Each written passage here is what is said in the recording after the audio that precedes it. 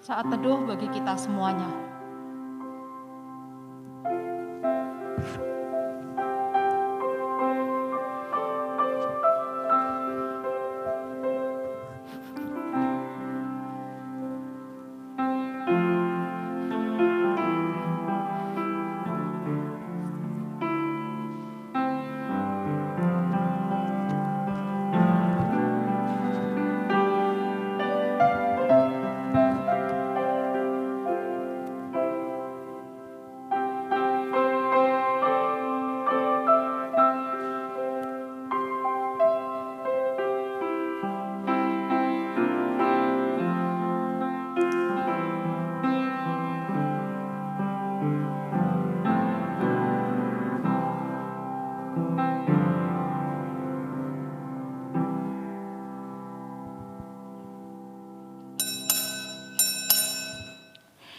Mari jemaat sekalian, dengan rasa syukur kita angkat satu pujian pengagungan kepada Tuhan.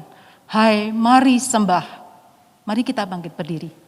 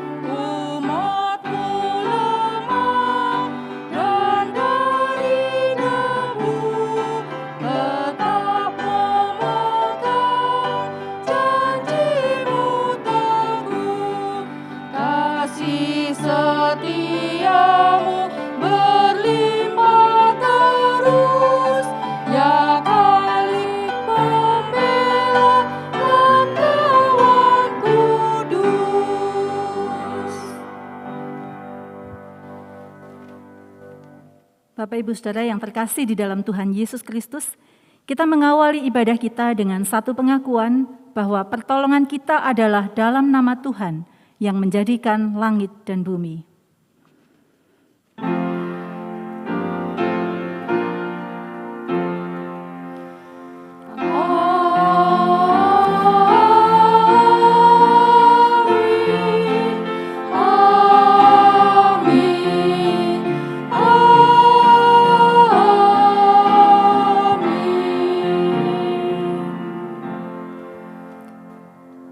Kasih karunia dan damai sejahtera dari Allah Bapa kita dan dari Tuhan Yesus Kristus menyertai saudara sekalian.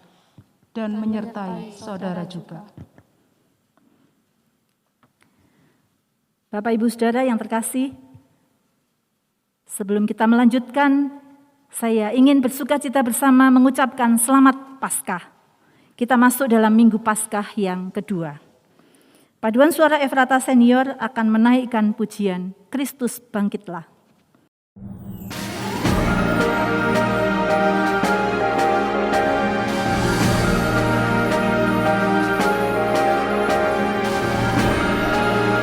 Kristus bangkit, hai soraklah, haleluya. Semua ciptaan nyanyilah, haleluya. Hidup penuh kemenangan, haleluya. Langit bumi bersahutan, haleluya.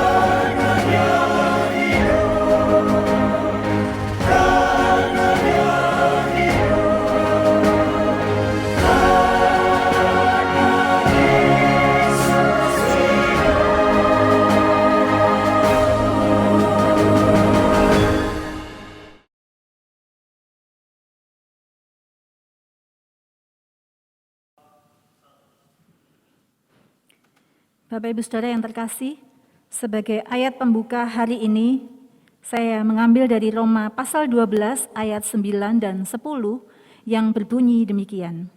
Hendaklah kasih itu jangan pura-pura. Jauhilah yang jahat dan lakukanlah yang baik. Hendaklah kamu saling mengasihi sebagai saudara dan saling mendahului dalam memberi hormat.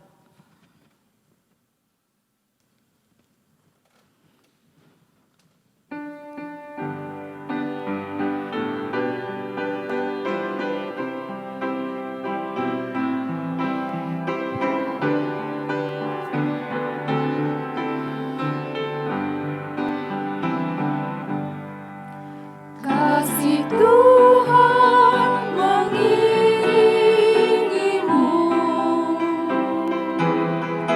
dan sayapnya melindungimu.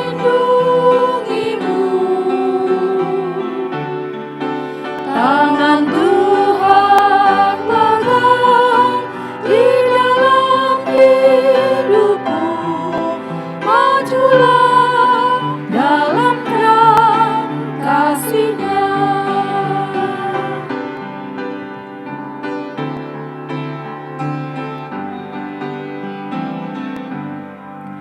Kasih Tuhan mengiringimu dan sayapnya melindungimu. Tangan Tuhan pegang di dalam hidupmu. Majulah dalam terang kasih-Nya. Majulah dalam terang kasih-Nya.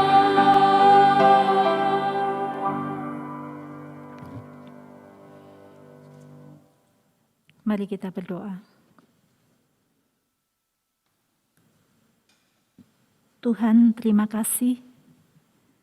Kalau kasih Tuhan mengiringi setiap kami, dan sayap Tuhan melindungi setiap kami. Kalau bukan karena kasih Tuhan, kami tidak mampu menjalani hidup di dalam kasih.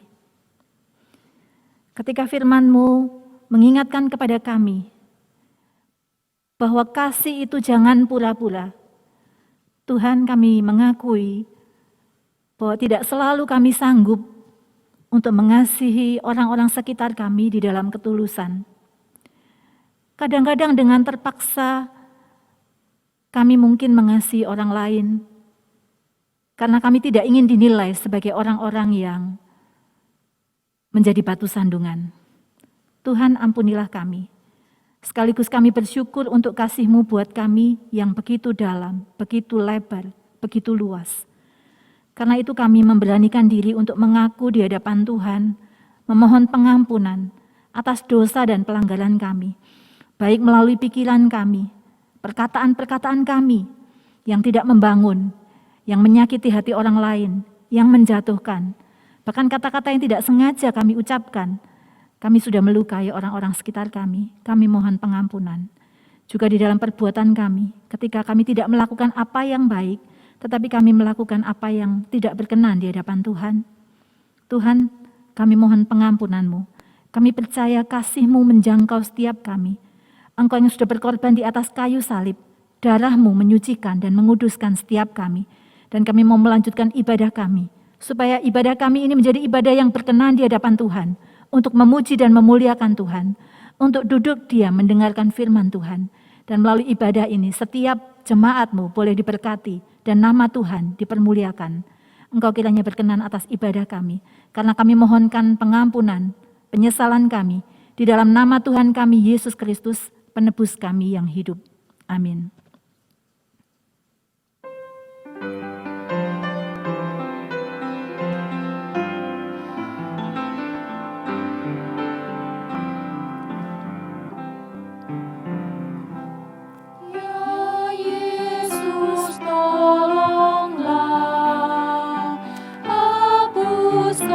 Dosaku dan dari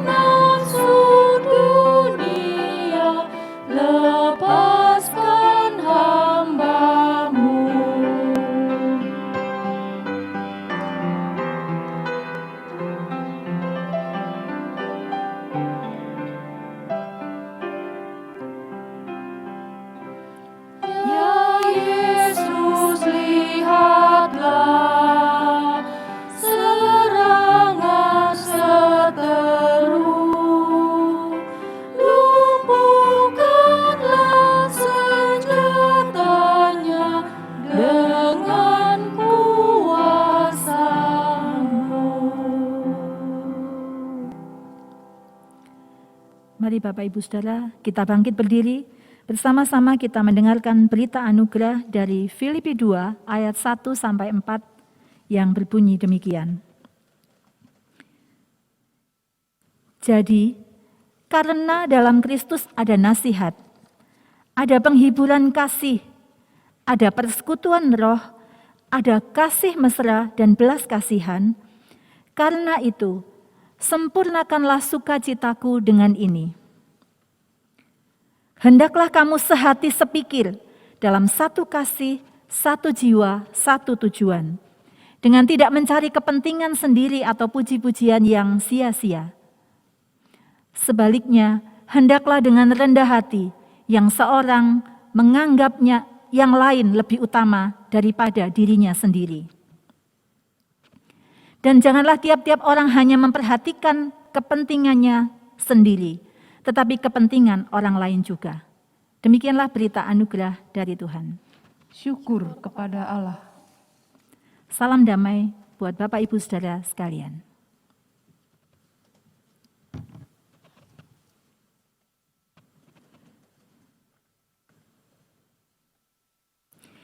Kita akan bersama-sama menaikkan pujian Yesus Pimpin Langkahku yang akan dimulai dengan permainan musik oleh Ibu Bernice.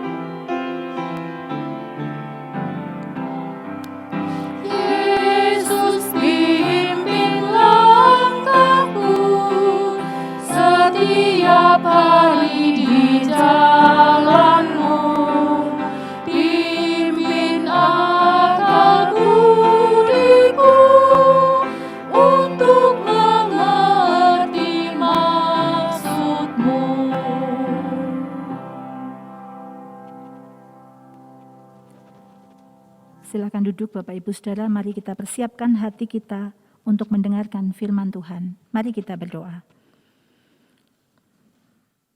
Bapa, biarlah Engkau yang memimpin langkah setiap kami oleh kebenaran firman Tuhan. Berikanlah kami oleh kuasa Roh Kudus-Mu untuk selalu memegang firman Tuhan di dalam setiap pemikiran, perkataan, dan perbuatan kami, dalam setiap keputusan kami, dalam setiap relasi kami.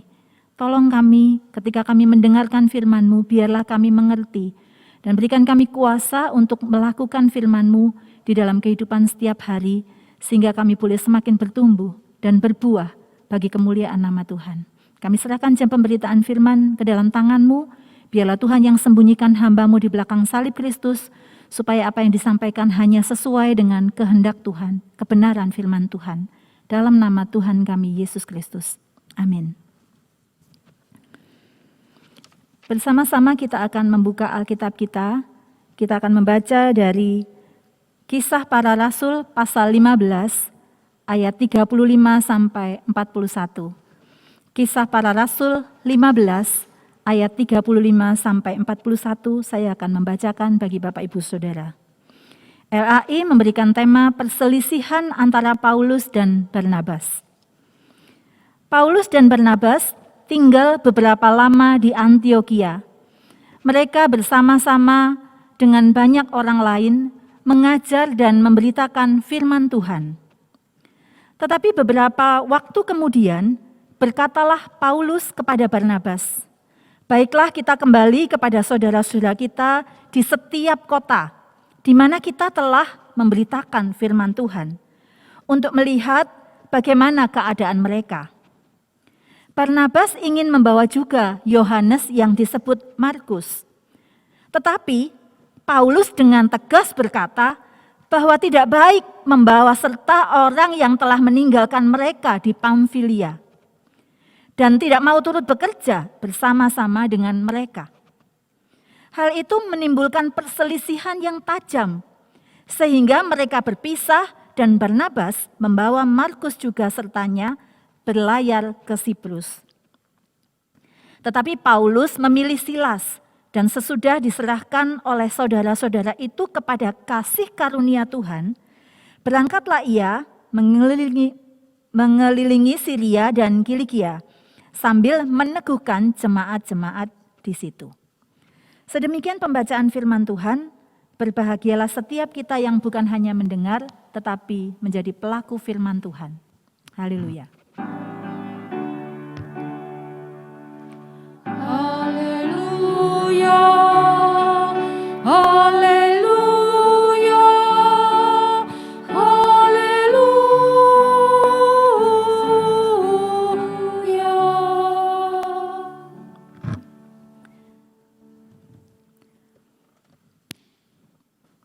Bapak Ibu Saudara yang terkasih, saudara tentu tidak asing dengan gambar ini.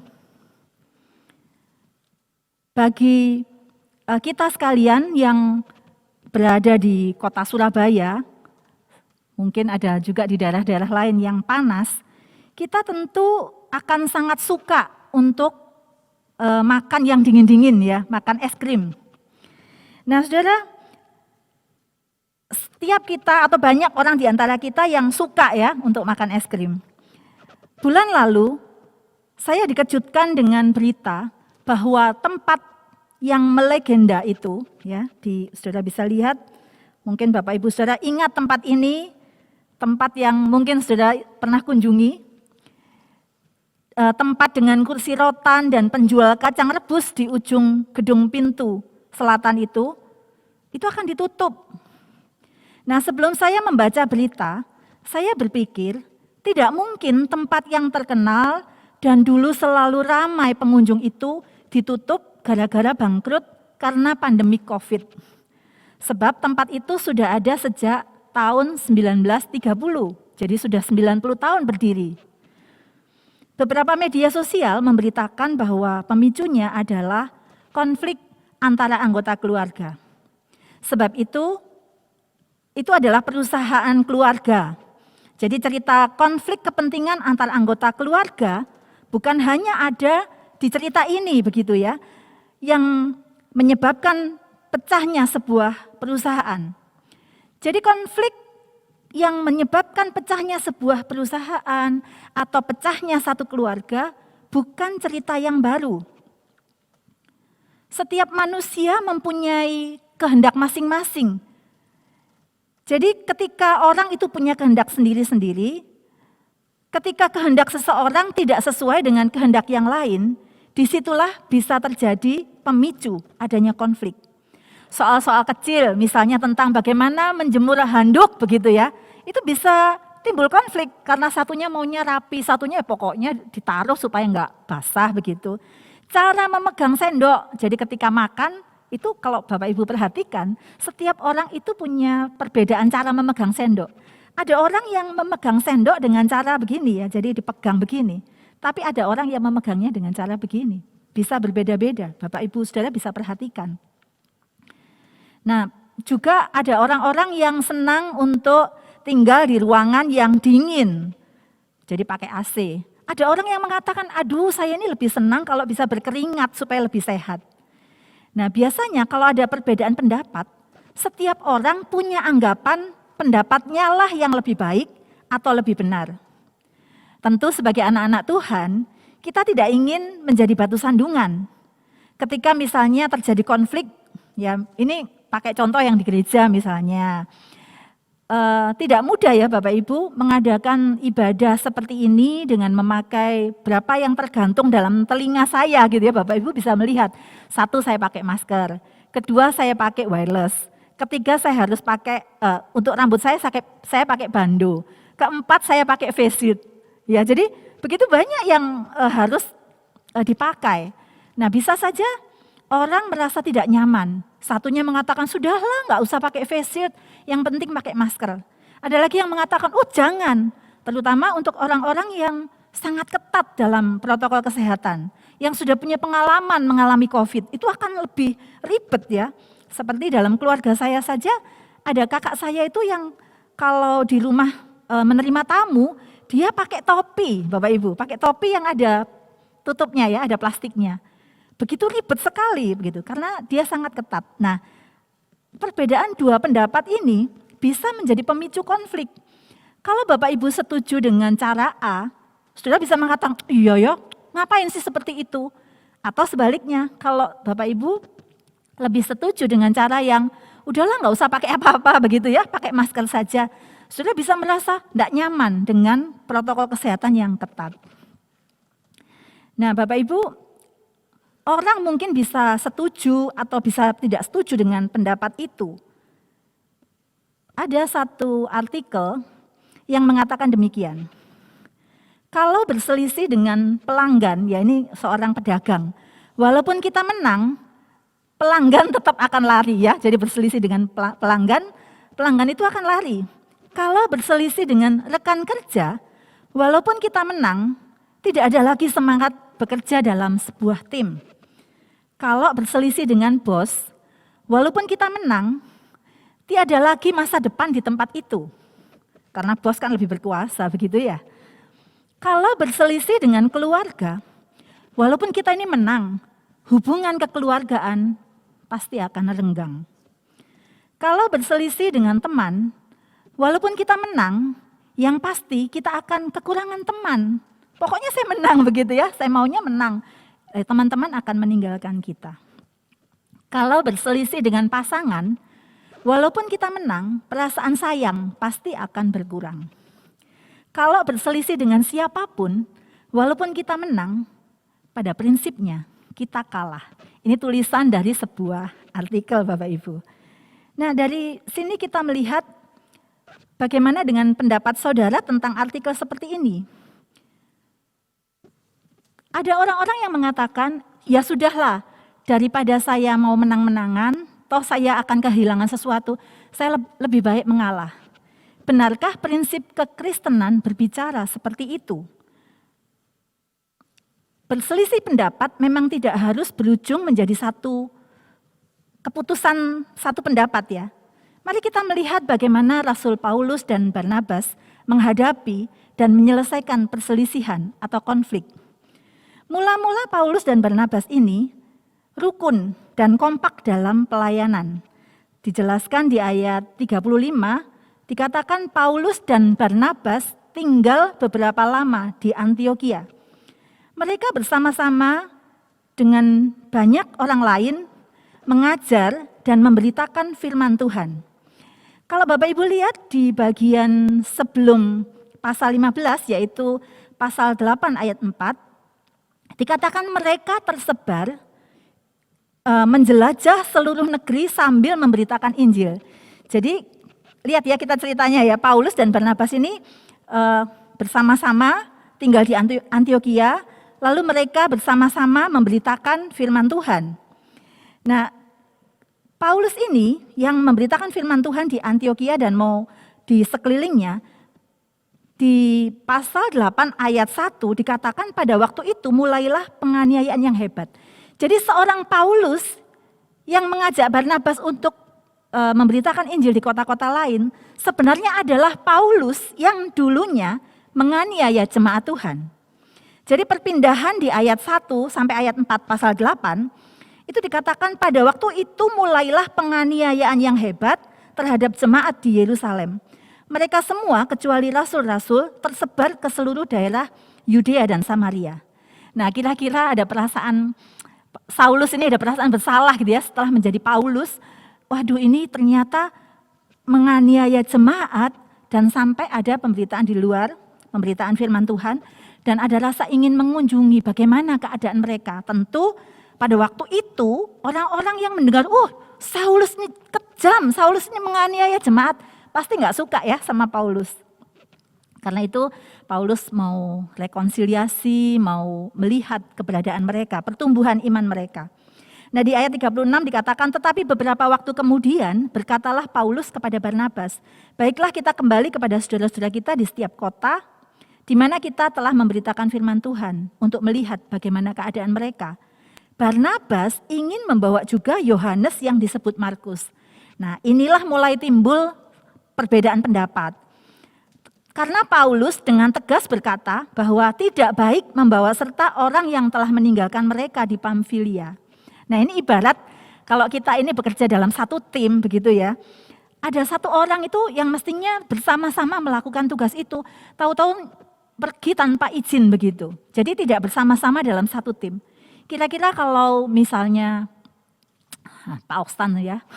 Ada penatua Okstan, ada penatua Elizabeth. Penatua Elizabeth mengatakan, sudahlah nggak apa-apa, ini anak ini potensi begitu ya. Lalu Pak Okstan ngomong, wah nggak baik seorang yang diajak kerjasama pelayanan tahu-tahu meninggalkan kita. Nah inilah yang disebutkan oleh Paulus.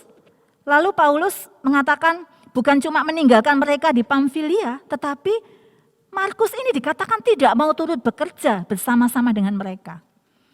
Ya Bapak Ibu tentu bisa melihat ini gimana sih Barnabas ini kok mau bawa Yohanes yang disebut Markus ini. Nah, perbedaan pendapat itu menimbulkan perselisihan yang tajam sehingga mereka berpisah dan Barnabas membawa Markus juga sertanya berlayar ke Siprus. Jadi tetap ini Barnabas tetap ngotot. Paulus sudah bilang nggak baik ngajak Yohanes yang disebut Markus itu. Barnabas bilang udah nggak apa-apa, saya tetap mau bawa dia. Nah ini sama-sama hamba Tuhan, sama-sama orang yang melayani Tuhan. Kalau Bapak Ibu melihat catatan tentang Barnabas ini adalah seorang yang memberikan kekayaannya untuk menjadi support bagi pelayanannya. Barnabas adalah orang yang baik dan yang mengasihi Tuhan. Paulus bagaimana? Paulus adalah seorang yang menganiaya jemaat tetapi bertobat dan hidupnya dipersembahkan untuk Tuhan. Sama-sama orang yang mengasihi Tuhan. Tetapi mereka punya perbedaan pendapat dan ada konflik di sana. Nah ketika ada perselisihan yang tajam seperti itu, kita seringkali di dalam kehidupan kita sehari-hari, bagaimana kita mengatasi? Sebelumnya saya sudah mengatakan, ketika ada perbedaan pendapat, biasanya orang akan merasa pendapatnya lah yang benar.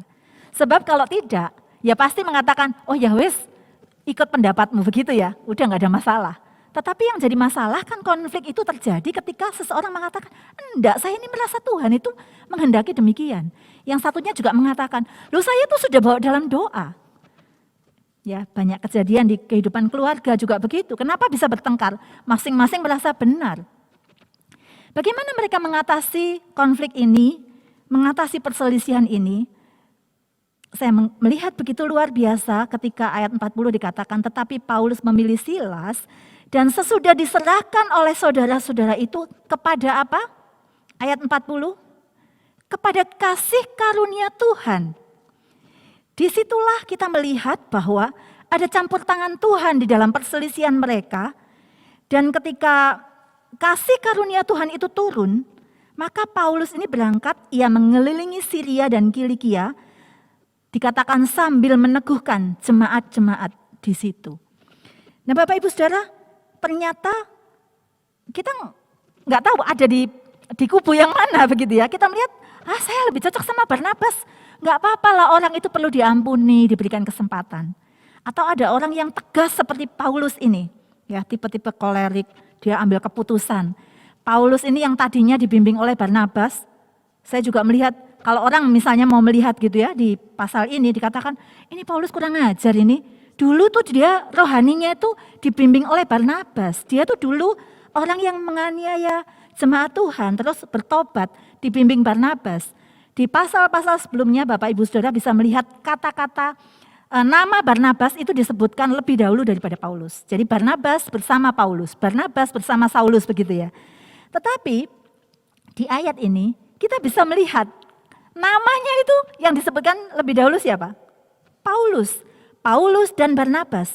Bahkan di pasal-pasal berikutnya dikatakan Paulus dan Barnabas. Orang bisa kalau nggak suka nih sama Paulus mengatakan, ini Paulus nih gimana sih? Dulu dibimbing sama Barnabas, sekarang kok ngambil keputusan sendiri, melawan begitu ya. Tetapi kita melihat, tidak ada yang menang, tidak ada yang kalah. Ketika semua itu ditundukkan kepada kasih karunia Tuhan, maka Tuhan memberkati mereka, walaupun mereka ada di jalan masing-masing.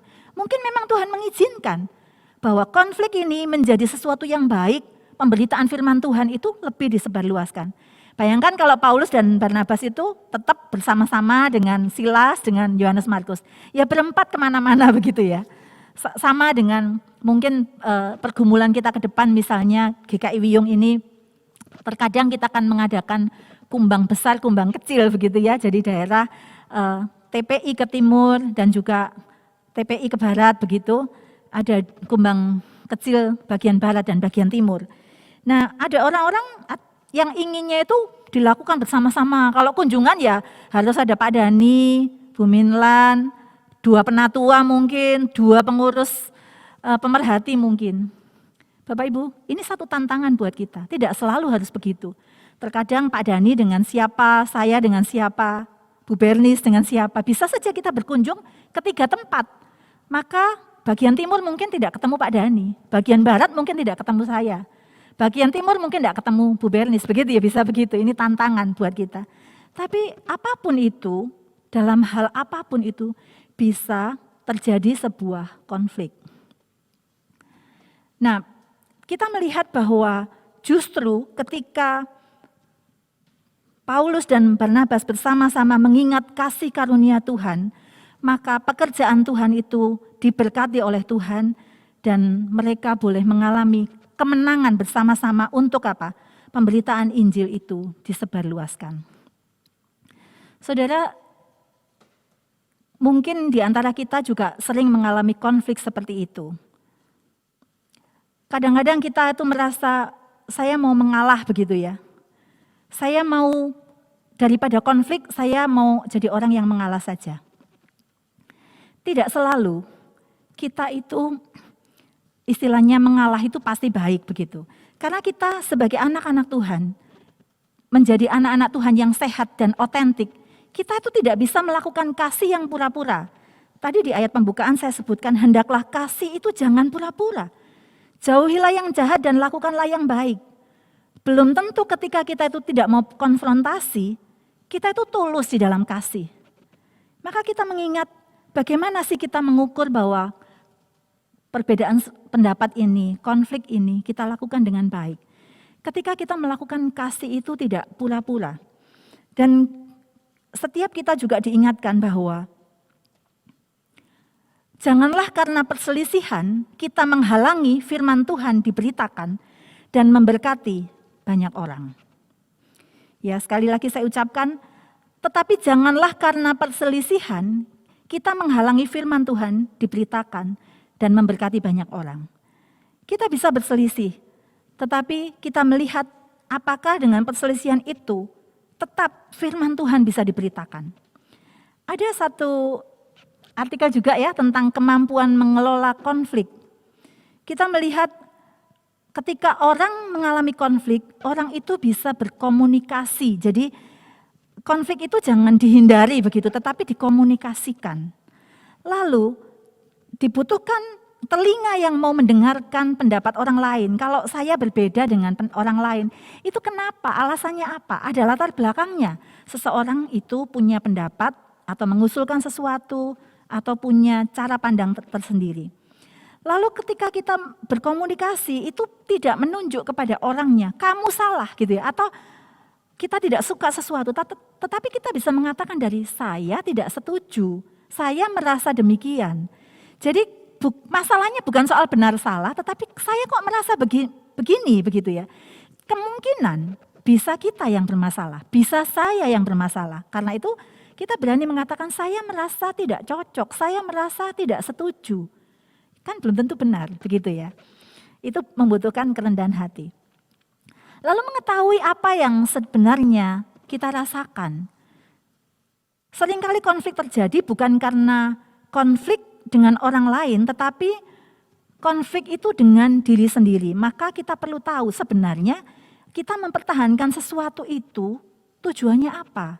Motivasinya apa? Apakah kita jujur? Apakah kita otentik, tulus, kasih yang tidak pura-pura? Lalu tidak selalu apa yang orang katakan kepada kita itu harus kita simpan dalam-dalam. Ada perkataan begini, nggak usah diambil hati gitu ya. Maksudnya nggak usah terlalu dipikirin sampai merasa jangan-jangan begini, jangan-jangan begitu ya. Tadi di awal dikatakan perlu komunikasi. Yang berikutnya adalah berhentilah ingin menang sendiri. Nggak harus menang sendiri.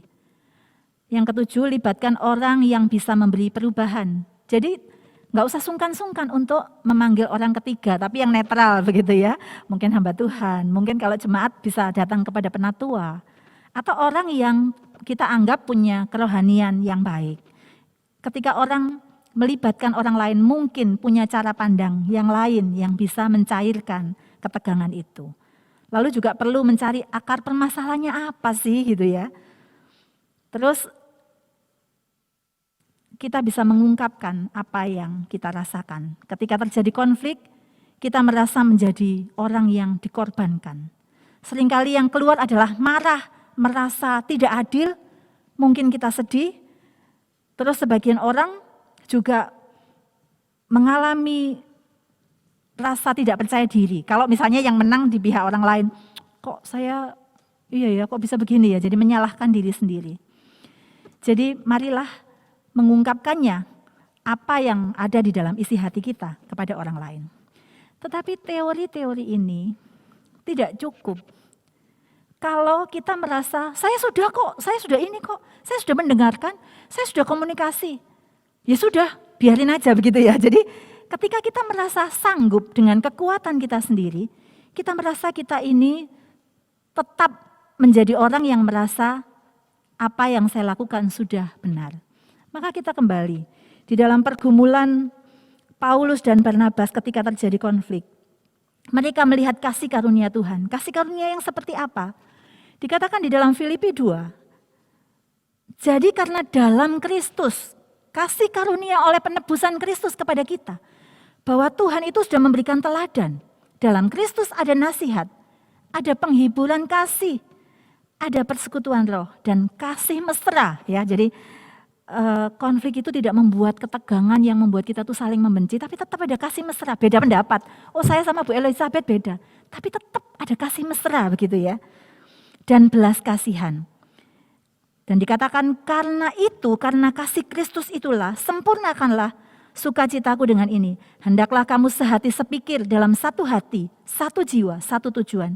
Dengan tidak mencari kepentingan diri sendiri atau puji-pujian yang sia-sia. Sebaliknya hendaklah dengan rendah hati yang seorang menganggap yang lain lebih utama. Dan lebih utama daripada dirinya sendiri. Dan janganlah tiap-tiap orang hanya memperhatikan kepentingannya sendiri. Tetapi kepentingan orang lain juga. Hendaklah kita boleh belajar daripada kehidupan Kristus. Untuk apa sih? Kalau Filipi 2 di pasal 10 dan 11 mengatakan, semuanya itu ketika kita lakukan belajar rendah hati seperti Kristus. Supaya dalam nama Yesus bertekuk lutut segala yang ada di langit. Dan yang ada di atas bumi. Dan yang ada di bawah bumi. Dan segala lidah mengaku Yesus Kristus adalah Tuhan bagi kemuliaan Allah Bapa. Janganlah karena perselisihan kita menghalangi firman Tuhan diberitakan dan memberkati banyak orang. Kiranya kita boleh semakin bijak untuk berselisih dengan meneladani Tuhan Yesus. Tuhan memberkati kita semua.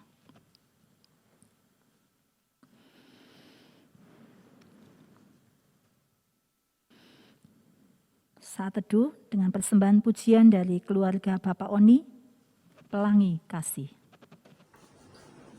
Cobaan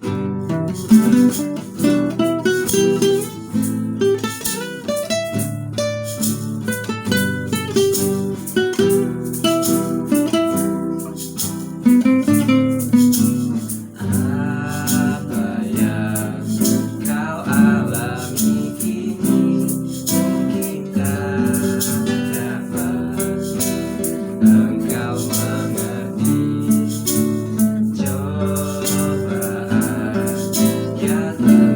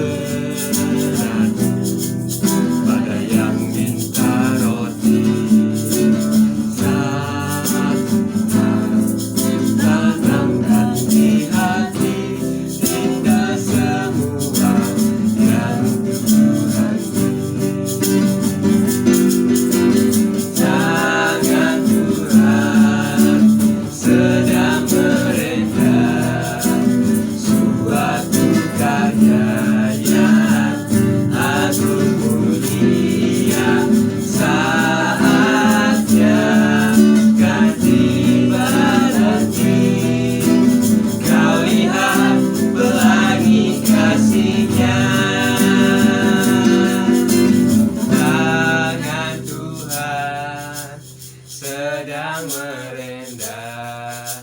Suatu karya yang agung mulia, saatnya ganti berarti. Kau lihat pelangi kasihnya, kau lihat pelangi kasihnya.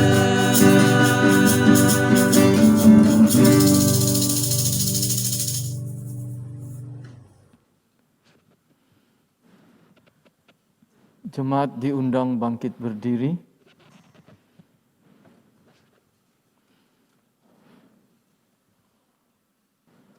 Marilah kita bersama dengan umat Allah di masa lalu, masa kini, dan masa depan, mengingat pengakuan pada baptisan kita menurut pengakuan iman rasuli. Aku percaya kepada Allah, Bapa yang Maha Kuasa, Khalik langit dan bumi, dan kepada Yesus Kristus, Anak-Nya yang tunggal Tuhan kita, yang dikandung dari Roh Kudus, lahir dari anak darah Maria, yang menderita sengsara di bawah pemerintahan Pontius Pilatus, disalibkan, mati dan dikuburkan, turun ke dalam kerajaan maut. Pada hari yang ketiga, bangkit pula dari antara orang mati, naik ke sorga, duduk di sebelah kanan Allah, Bapa yang Maha Kuasa, dan dari sana Ia akan datang untuk menghakimi orang yang hidup dan yang mati. Aku percaya kepada Roh Kudus, gereja yang kudus dan am, persekutuan orang kudus, pengampunan dosa, kebangkitan orang mati, dan hidup yang kekal. Amin. Jemaat dipersilakan duduk kembali. Mari kita menaikkan doa-doa syafaat kita. Bapa Surgawi, kami bersyukur kalau Tuhan memberikan kami kekayaan di dalam pemikiran kami, di dalam hikmat kami, di dalam kemampuan kami. Sehingga melalui kekayaan itu kami menyadari bahwa kami berbeda satu dengan yang lain. Dan biarlah Tuhan ketika firman-Mu mengingatkan kepada kami, konflik bisa saja terjadi pada siapapun dalam hal-hal yang besar maupun hal-hal yang sangat sederhana, sangat sepele. Tetapi biarlah kami melihat, bukan sekedar mengalah, tetapi kami mau belajar merendahkan diri seperti Kristus demi banyak orang yang mendengar berita Injil. Banyak orang yang mendapatkan kesaksian yang hidup dari kehidupan anak-anak Tuhan yang menjadi bijak di dalam berselisih, di dalam berkonflik. Tuhan, tolonglah kami, mampukanlah kami, supaya sungguh Tuhan, firman Tuhan itu hidup dalam kehidupan kami. Nama Tuhan dipermuliakan, Yesus ditinggikan. Tuhan, kami saat ini berdoa buat hamba-hamba Tuhan yang boleh melayani di tempat ini. Untuk Pak Sandi dan keluarga, untuk Pak Dani dan keluarga, Ibu Bernis dan keluarga. Berkati mereka dalam pergumulan-pergumulan pelayanan, dalam kehidupan keluarga. Tuhan berkati dalam kesehatan, dan juga Tuhan berkati dalam kehidupan rumah tangga, anak-anak, masa depan anak-anak. Kami percayakan mereka di dalam tangan kasih-Mu. Tuhan juga berkati para penatua, pengurus komisi dan para aktivis. Tuhan, biarlah ketika kami melayani Tuhan, kami semakin dekat Tuhan.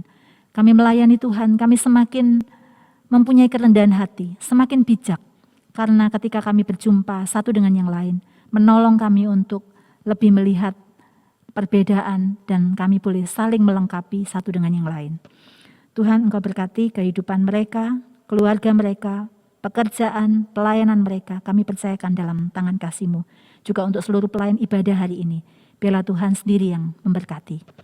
Bapa, kami berdoa untuk pemerintah kami, Tuhan berkati pemimpin kami yang tertinggi sampai di daerah-daerah, Engkau berkati presiden kami, wakil presiden, para menteri, wakil rakyat. Tuhan, ketika mereka hidup di dalam ketulusan untuk melakukan yang terbaik bagi bangsa ini. Tuhan turut campur tangan, menolong mereka, saling bahu-membahu, sehingga bangsa kami boleh menjadi bangsa yang maju. Rakyat di Indonesia ini boleh semakin makmur, semakin mengalami kesejahteraan. Kami berdoa untuk upaya vaksinasi, Tuhan berkati supaya boleh lebih banyak orang yang sehat di dalam kehidupan fisik mereka. Dan biarlah Tuhan Engkau menolong sehingga pandemik ini boleh segera teratasi, perekonomian boleh pulih kembali, dan Indonesia boleh kembali bangkit. Terima kasih, kami berdoa buat mereka yang mengalami kelemahan tubuh, Engkau tahu keberadaan mereka, kami percaya tidak ada yang mustahil Tuhan, jika Tuhan berkenan Tuhan akan menjamah dan memberikan kesembuhan. Tapi ada saat-saat mereka harus tetap mengalami penderitaan, biarlah iman mereka semakin teguh di dalam Kristus. Tuhan berkati keluarga yang ikut merawat, keluarga yang ikut mendukung, biarlah mereka juga boleh mengalami sukacita melayani. Terima kasih Bapa, kami serahkan doa kami di dalam nama Tuhan kami Yesus Kristus yang sudah mengajar kami berdoa. Bapa kami yang di surga, dikuduskanlah namamu, datanglah kerajaan-Mu, jadilah kehendak-Mu di bumi seperti di surga.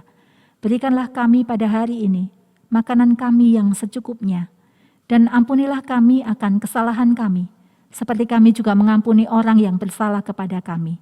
Dan janganlah membawa kami ke dalam pencobaan, tetapi lepaskanlah kami daripada yang jahat, karena Engkaulah yang empunya kerajaan, dan kuasa, dan kemuliaan sampai selama-lamanya. Amin.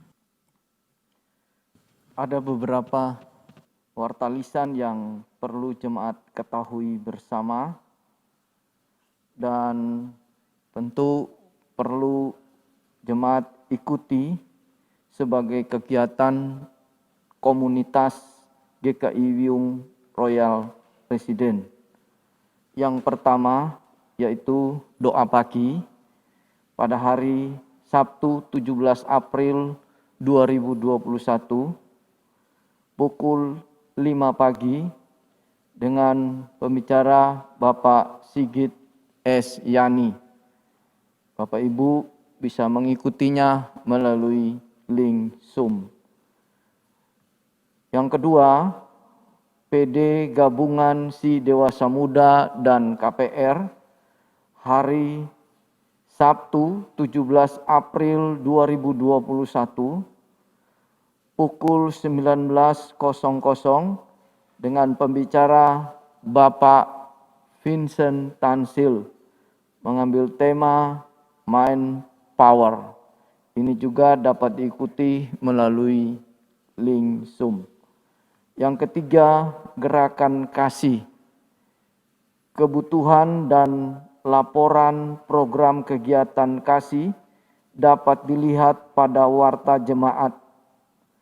Bagi jemaat yang terbeban dapat menghubungi Bapak Uri di nomor 081 133 9797. Persekutuan Doa Komisi Senior. Mari Bapak Ibu yang tergabung di dalam Komisi Senior diundang untuk mengikuti persekutuan doa pada hari Kamis 15 April 2021 pukul 10 pagi dengan pengkhotbah Bapak Dani Nobret dengan tema Percayalah bahwa Yesus mati untuk semua orang. Doa malam. Jemaat diundang untuk mengikuti doa malam pada hari Kamis 15 April 2021 pukul 19.00 dengan pembicara Penatua Stefanus Nathanael. Yang terakhir, jemaat dapat berkonsultasi atau konseling dengan hamba Tuhan dengan membuat janji terlebih dahulu dengan menghubungi nomor yang ada di warta jemaat. Kita akan masuk pada persembahan.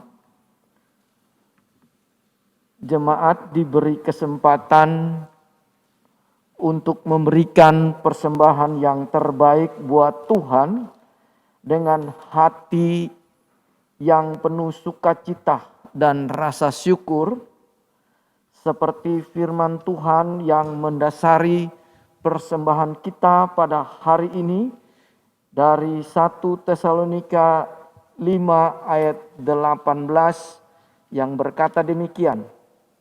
Mengucap syukurlah dalam segala hal, sebab itulah yang dikehendaki Allah di dalam Kristus Yesus bagi kamu. Mengiringi persembahan, kita nyanyikan dari NKB 133 ayat 1 dan 2, syukur padamu ya Allah.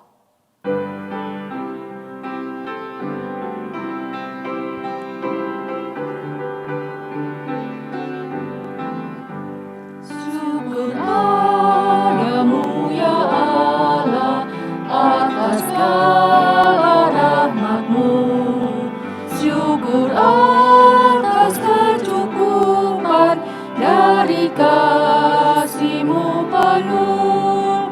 Syukur atas pekerjaan walau tubuh pun lemah.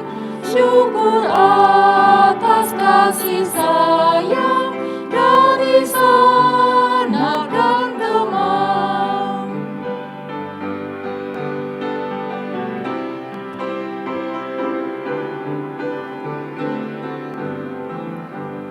Syukur atas bunga mawar harum indah tak teri. Syukur atas awan hitam dan mentari berseri.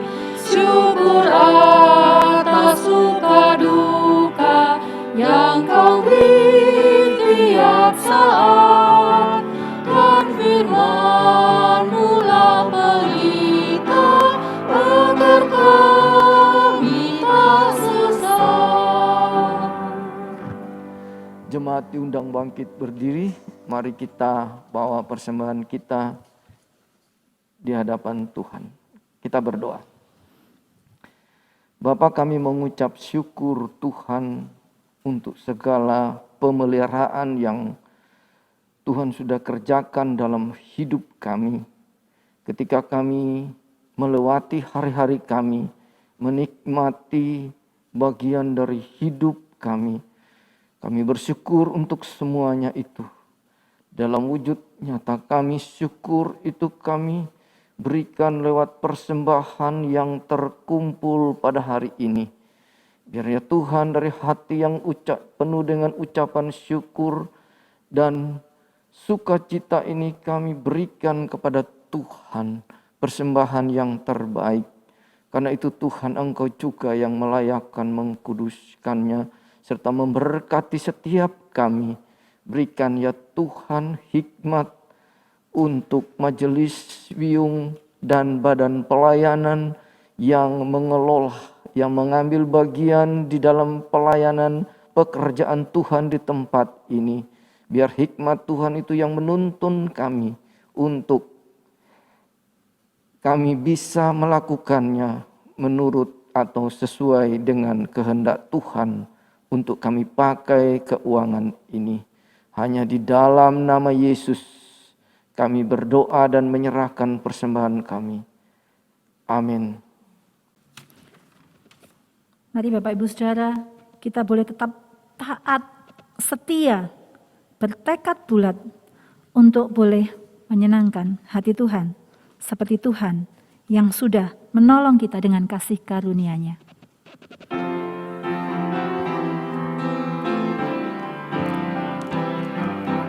Taat, setia, bertekad yang bulat, itulah janji Tuhan padamu. Di bawah panji yang mulia berdaulat, kami kan angkat perang bagimu.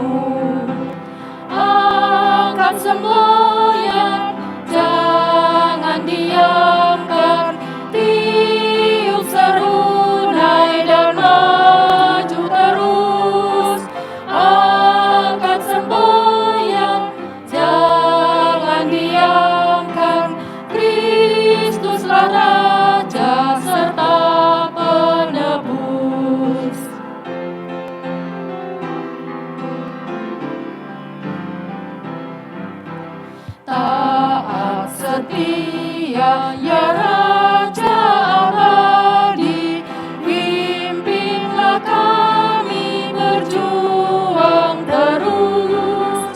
Tundukkanlah kehendak hati kami, buat di sana tahta-Mu kudus.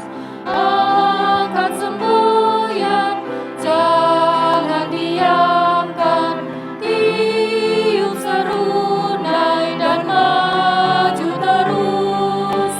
Angkat semboyan, jangan diamkan, Kristuslah Raja serta penebus.